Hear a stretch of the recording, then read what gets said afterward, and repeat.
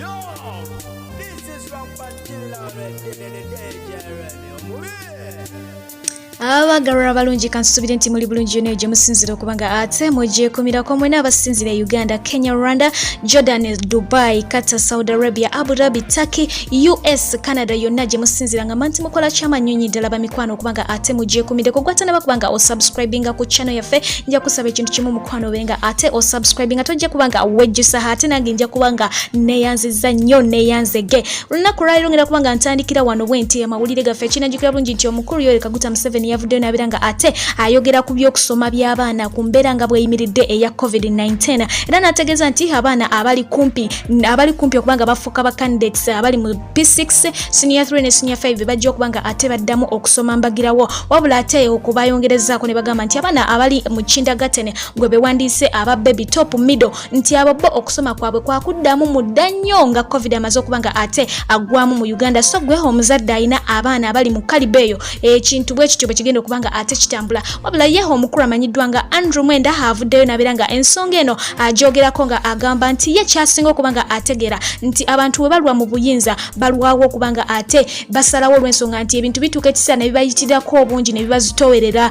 ebintu ebimu basalawo mpola nnyo nnyini ddala nga agamba nti Uganda yemu ku nsi ezikyasinzizza abaana abato ddala oba abavubuka kwegamba population yaabo eri waggulu nnyo mu bufunze abakadde abali mu Uganda batono ddala n'ategeeza nti ye kyasinga okusoma n'okukunguka kwe kumanya COVID-19 nti afufugaza nnyo omuntu omukulu akuliridde nnyo mu myaka oba omukadde naye Uganda erina abakadde batono nnyo so kati ku lw'ensonga eyo agamba nti amasomero gandibadde gaggulawo dda nga bw'okiwulira olw'ensonga nti COVID alina obulabe butono nnyo ku bantu bano. COVID asinga kunyigiriza nnyo bali abakuliridde mu myaka.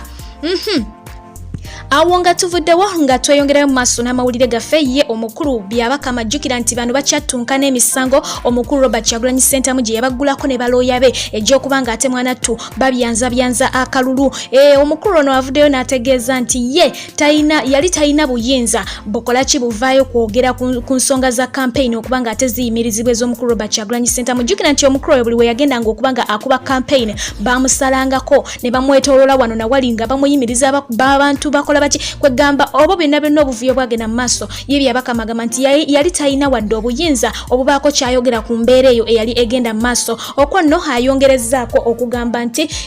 mujjukira bulungi nti waliwo U-Vote app eyali egenda mu maaso okubanga ate eyambako okubala obululu naye nga yali ya mukulu Robert Kyagulanyi Ssentamu basically nga yagiteekawo kubanga eyamba obululu kubanga yamanya nti kino kijja kubaawo kibba bululu. Kakati U-Vote eyo gavumenti erina engeri gye yagikola ki gye yagikkakkanyaamu era tetukyagiraba ennaku zino. Kakati omukulu ono byabakama ye avuddeyo n'agamba nti ye tabimanyiiko ebya U-Vote, tamanyi gavumenti oba yagiyimiriza etya kugamba talina kyakimanyiko ekyo nakyo akyeganye. Awo nga tuvuddewo ye omukulu amanyiddwa nga Evelyn Anitengo nono abadde Honorable Mulamba weeyo ekoboko. Omukyalo ono yakoze ki yavuddeyo mwana tujjukira nti bwe yali nga akyali mu buyinza yagulira abantu be Koboko ambulance sobola okubanga ate mwana tu ebayambako mu ddwaliro wano nawali abafunye obuzibu okubanga ebaddusayo mangu ngera bumanyi emirimu gya ambulance bwe gitambula bula olugambo olugenda mu maaso olugambibwa nti omukyalo ono oluvannyuma lw'okubanga akasukibwa wabweru wa parliament yagenze Koboko n'abeera nga abantu abo mbu abajjako ambulance ye n'agamba katwale ebibye takyayagala kumanya ago nago gali luyi eyo wabula ate mawulire amalala kinajjukira nti omukulu ono Jacob Omutuuze ye omukulu gwabisanya naye yamututte mu kooti agamba nti akalu yandibanga yakakuttemu agamba nti ye obukakafu abulinaho obulaga nti akalu kano yakawangudde. Omukulu ono amanyiddwa nga Bale agamba nti omukulu ono akalu yakakuttemu wabula Jacob Omutuuze avuddeyo n'aweera enkolokoto n'agamba nti enkya tugenda mu kooti naye singa kooti esalawo omusango guno nga nguwangudde nga nze nalidde akalu mwana tumwenna abakoze ki abansuwinze nembanga mundeeta mu kooti mugenda kubanga mulirira ssente zange n'obudde bwange bwonna bwentadde muso bwatyo bwaweze enkolokoto. Awo nga tuvuddewo abamu kubakubwa akalulu ba celebrities abali bava mu mirimu egy'enjawulo like aba TV presenter aba radio batandise okubanga ate mwana tu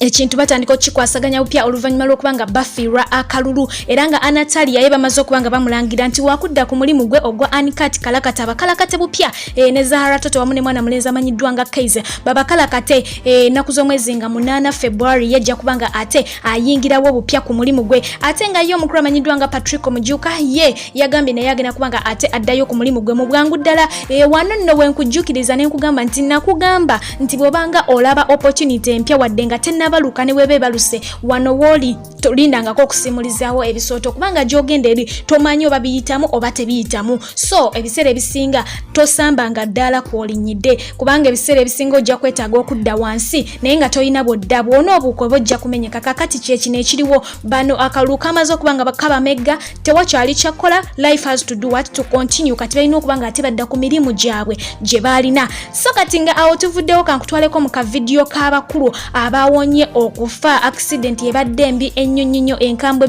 kyekiseera ebyo ebiseera ebisinga wenkugambira nti yisa omukono mu maaso webaza omutonzi olw'ekirabo ekyobulamu mwanattu kubanga bangi oba tebasobodde kubanga ate bamalako olunaku so bano bo bawonye akabenje ngera wookatulira mwanattu emmotoka zaabwe zoononese ziyisiddwa bubi nnyo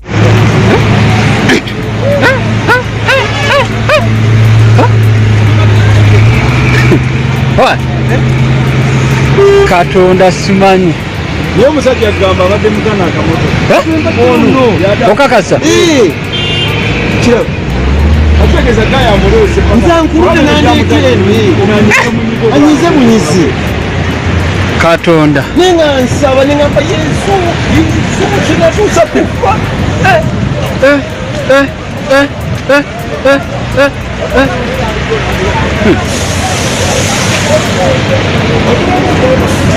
Come on. This is terrible. Abasajja bambise okwalinga bajja badduka nenga kiki nenge okweru nga abasajja bano balaba gye balaga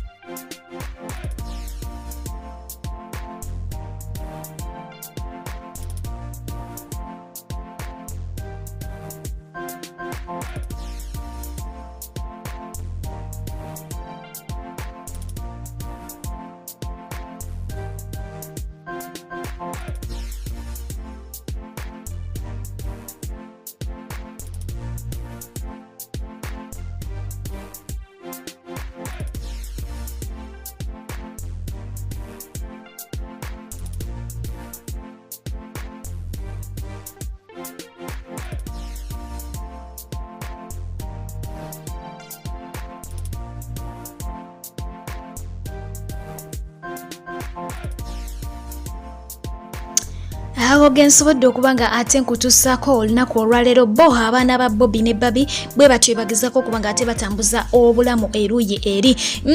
gwatanaba kubanga osubscribinga nnyongera okusaba nti mukwano subscribinga ku channel yaffe tojja kubanga ate wejjusa munzikirize atakumira mpeera bere nga abankumira musule bulungi mbagala nnyo mweraba.